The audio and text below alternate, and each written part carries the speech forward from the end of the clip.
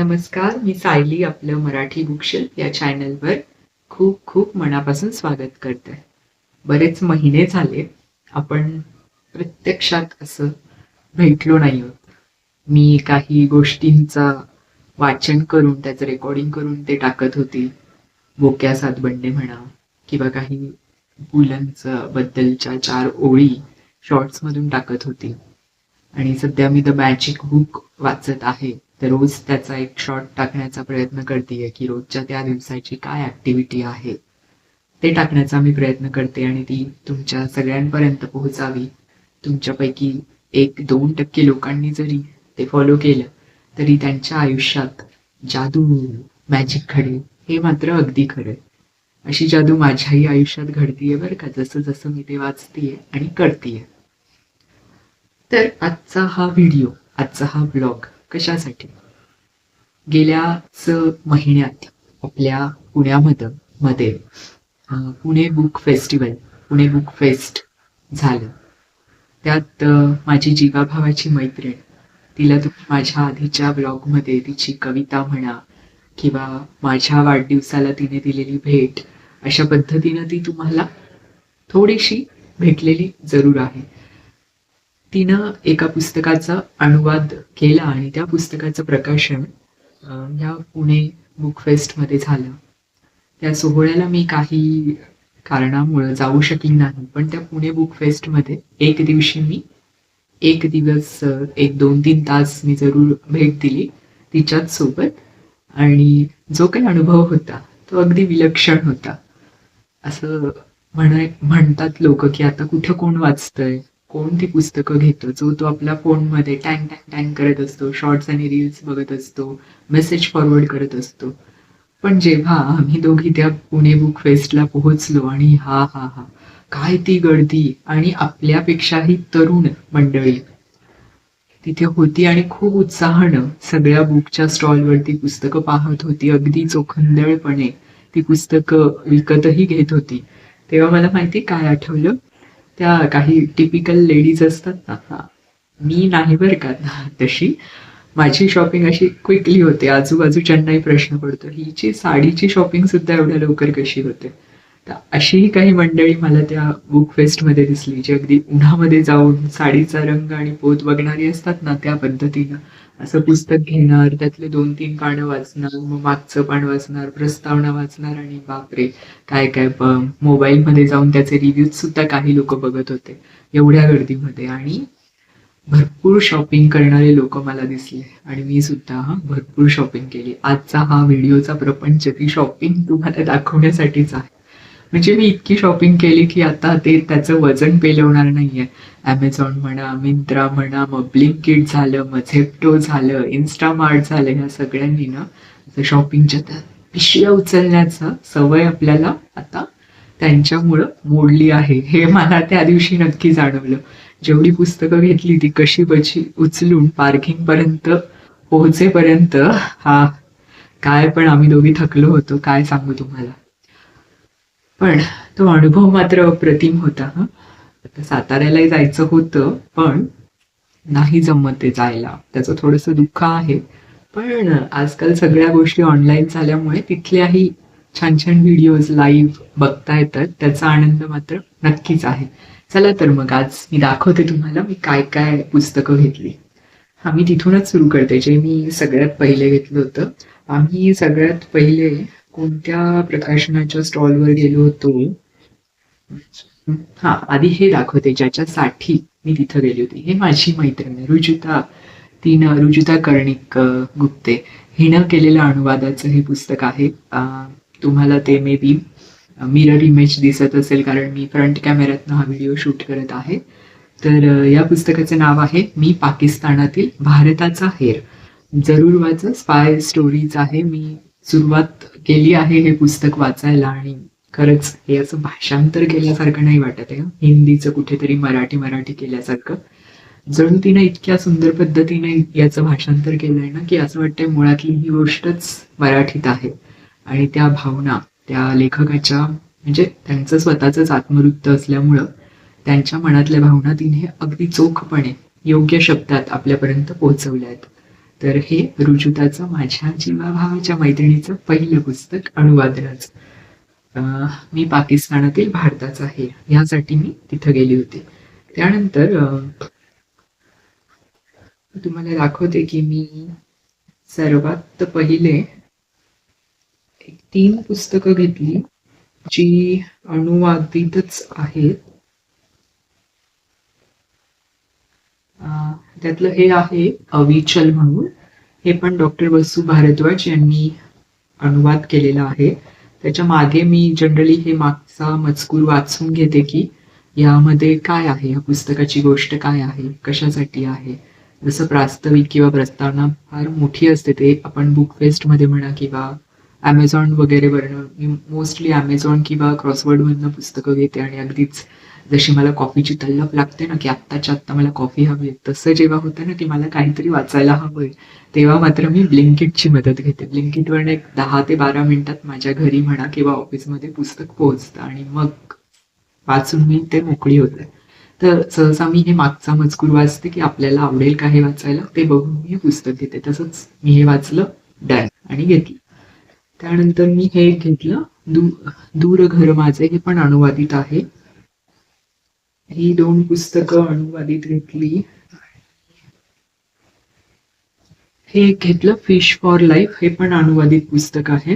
हे मी कुठेतरी I think मी याचं ऑडिओ बुक ऐकलं होतं आणि म्हणून हे पाहूनच, जेव्हा फिश फॉर लाईफ असं टायटल पाहिल्याबरोबर मला वाटलं नाही, हे मला कधीतरी मी ऐकलंय पण मला वाचायचं होतं.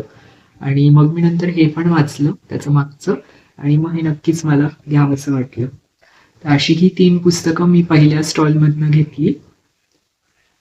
आणि त्यात आनंदाची गोष्ट म्हणजे त्यात ना 50% डिस्काउंट होता. मला काही आधी ते दिसलं नाही बरं का. जेव्हा मी बिलिंग करायला गेली आणि रुजुताने एकच पुस्तक घेतलं होतं, तर तिच्या पुस्तकाच्या किमतीच्या जवळपास निम्म्या किमतीत माझी 3 पुस्तकं झाली, कारण याच्यावर 50% डिस्काउंट होता.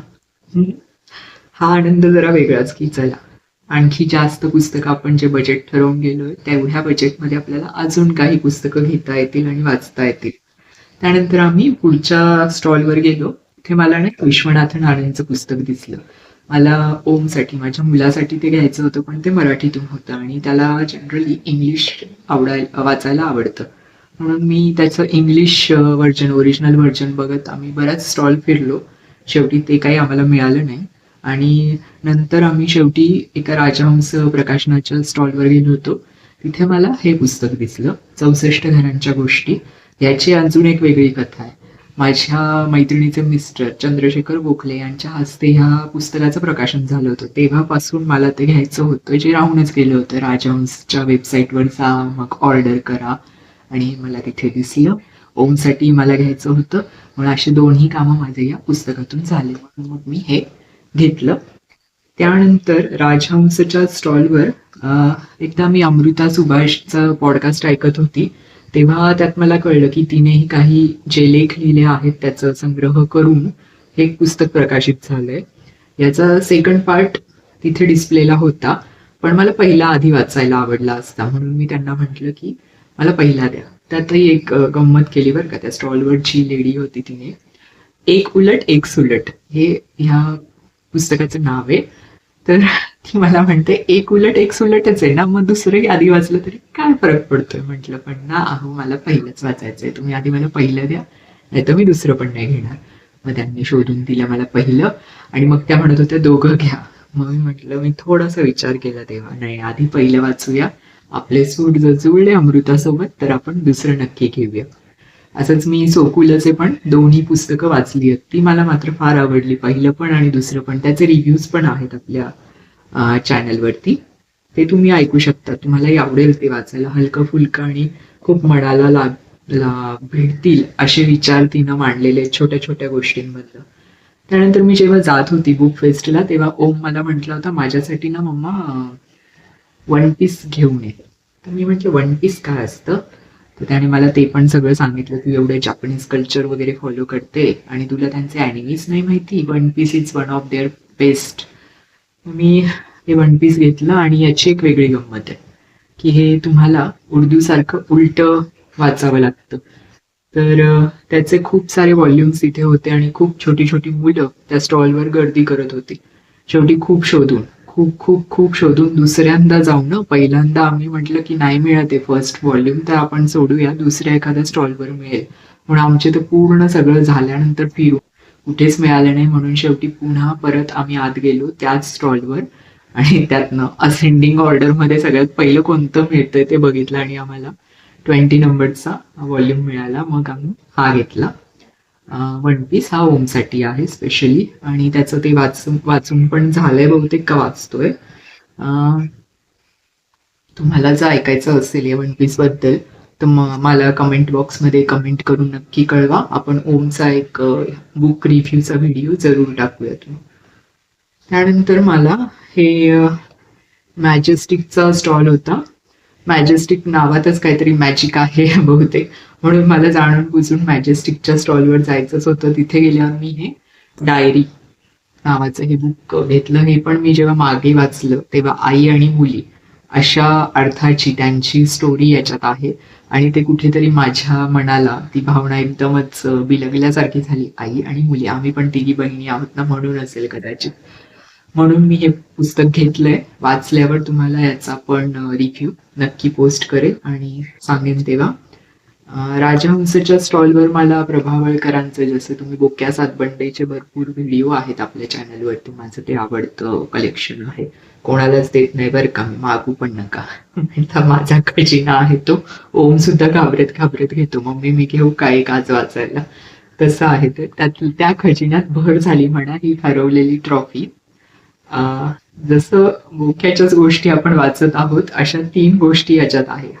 हे पुस्तक मात्र माझं पूर्ण वाचून झालंय.